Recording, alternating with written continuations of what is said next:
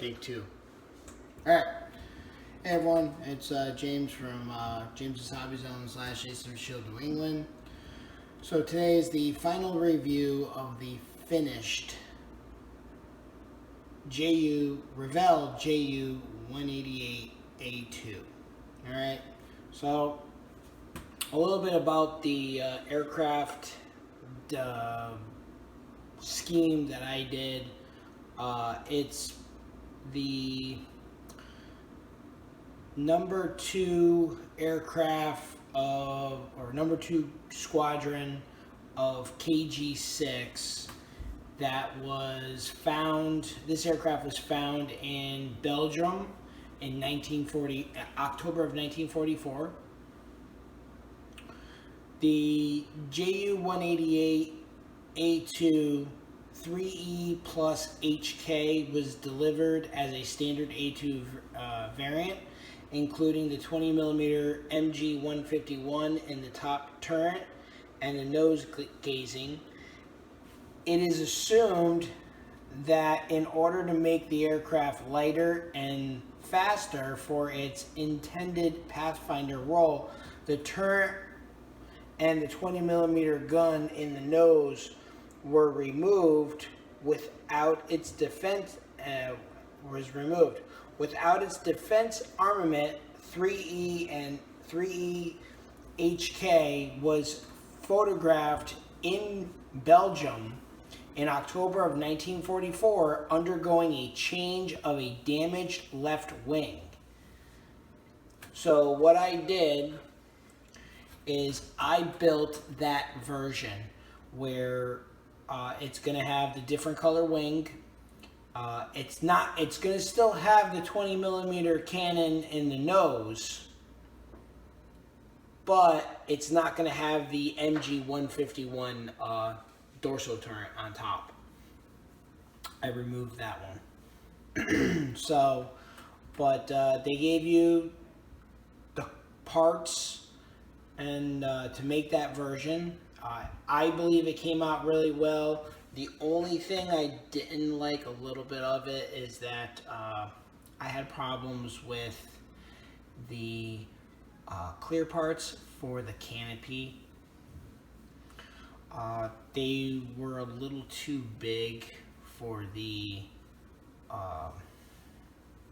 they were actually a little too big for the fuselage, so I had to kind of squeeze them while gluing them. That was a pain in the butt. So if you got this kit, just be ready to work with the glass canopies and squeezing them. But overall, the kit was a blast to build. I loved it. It's actually, it was when Revell decided to team up with Dragon, and they came out with this kit. So according to all the resources that when I bought the kit from Dibbles Hobbies in San Antonio, Texas, the gentleman who also built one already, he built the Dragon version, and he said that the Revell kit is the exact same kit, all the same parts, everything that Dragon had was in that Revell kit. So, alright, I could be talking everything. I could be talking left and right, but then I won't have time to show you off the aircraft. Alright, so let's go to the map. Alright everyone, here it is. This is the finished product or aircraft. Now I'm gonna show you with the paintbrush. See what I mean? I left the 20mm installed, so there's a 20mm, and then the dorsal turret is missing. There's your machine gun that's in the back, and then you have the painted wing. So one thing you want to do is if when you're building the aircraft, if you got this aircraft in your kit, in your stash, to mate the nose to the fuselage that's right about here, it's actually, there's no tabs. So it was a little on the difficult side for me to do that. So I ended up, I thought about it and I said, if I ever run into this problem again, I'm thinking I could put a little bit of plastics, basically plastic tabs in there, so it makes it a lot easier to mount the nose to the fuselage. Now, overall, the kit was a blast to build. After I put it all together, I primed it in a Vallejo surface primer. It helped me figure out where all the seam lines were, and then I used Mr. Surfacer 1000. I put that all down the where the seam lines were seen. I sanded it down, reprimed those areas, and it made the seam line that was going down here, going down the fuselage, completely gone. Then after that, what I did first, after I painted the primer, the black surface primer again, let it dry for about 2 days or so to really kind of get it all together. And then what I did is I painted the whole plane in the blue color. Well, it's RLM 76, which is a certain light blue color that Germany has. Then what I did here is I masked the area and then did the green, the dark green, and the medium light green colors. It was RLM. I can't think of what the RLMs were. I forgot what they were. Let me. Yeah, I don't have access to my book. I have a book that I made that has all the breakdown of all the colors. Actually, I could just do it here. I forgot I had the instructions still next to it. Okay, so sorry. You have RLM 71, which is that that light green that's right here, and then RLM 70, which is the dark green that's right here, and then the RLM 22 is the black. It's just a straight black. So, and then obviously this is RLM 23, which is red.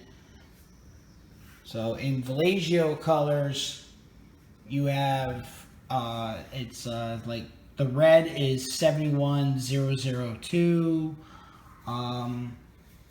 The green would be 71. I got them all right there. There's the black. It's 71057 in the Vallejo Air. Make sure I don't put my elbow in anything that's still wet over here on my board.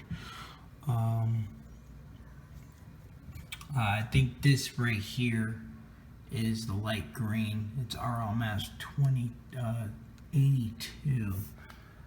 I think I'm looking for 71. It might not be on the rack over here. It might be on another rack over here. Alright, there's the overall light blue. That's 76, RLMS 76.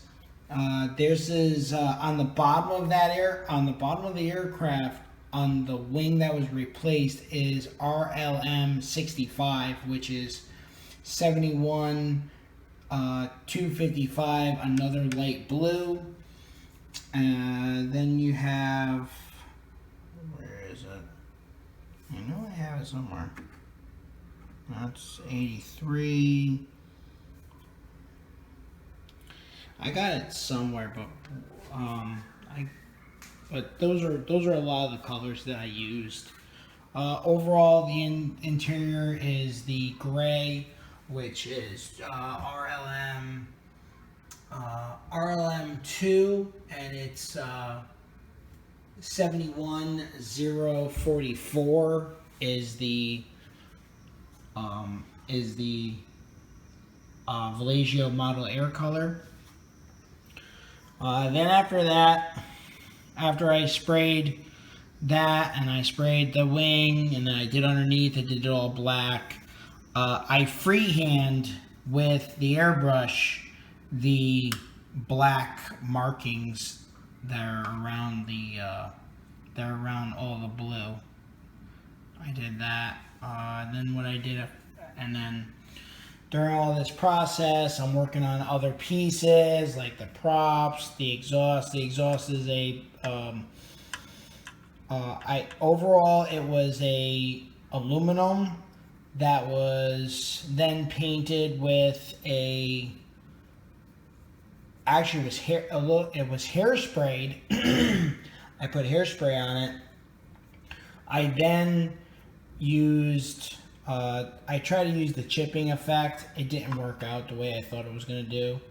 But then I used the burnt ember and the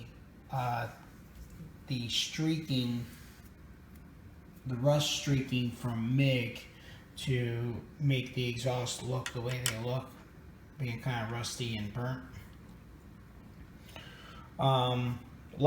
There was photo edge parts here, and then after that, what I did is I clear coated the aircraft, applied the decals, and when applying the decals for the solution, I used microset and microsol.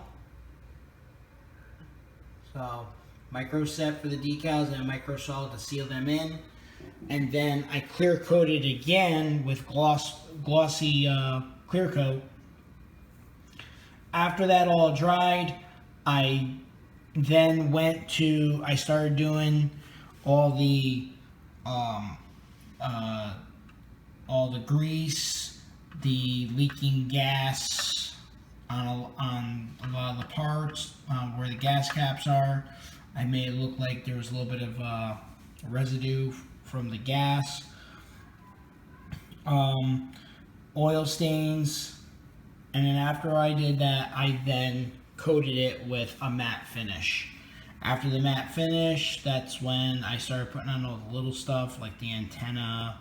There's another antenna that's on the side over here. The wheels went on. The props went on. And then I was working with the glass canopy, and that was it. So overall, the kit is definitely a blast to build. I enjoyed it. I loved it.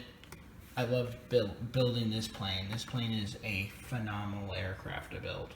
And then there's a little bit of exhaust.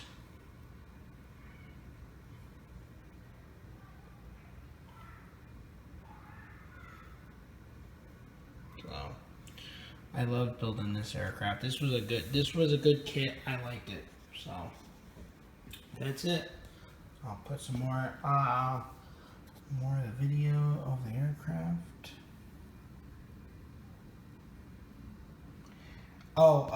And just to let you know, that insignia does not come in the kit. You have to buy it aftermarket, or if you have extra ones from other kits that you've done, it doesn't come in this kit. This kit came from Germany, and you know how Germany doesn't like it when that little thimble right there is being shown. So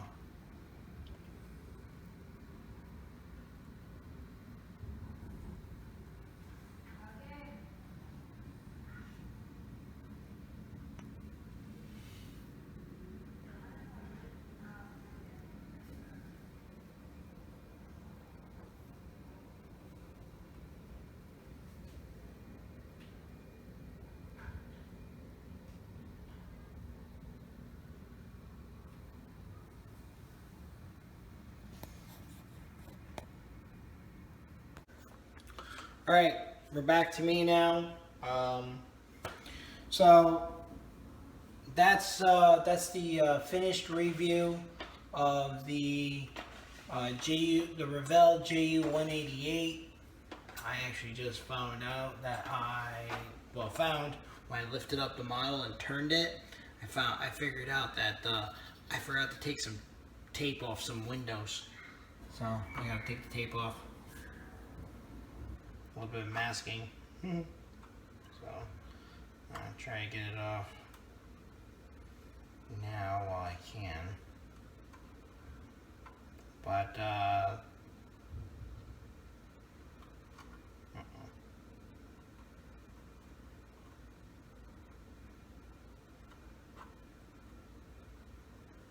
come on. There we go. Okay, that one's off. And I know there's one more. Just gotta find it. So, see? Well, you can't see it too well.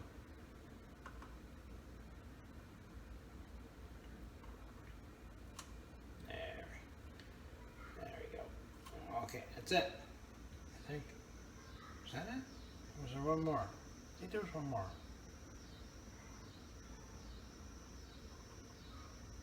I think that's it, yeah. Yeah, that's it.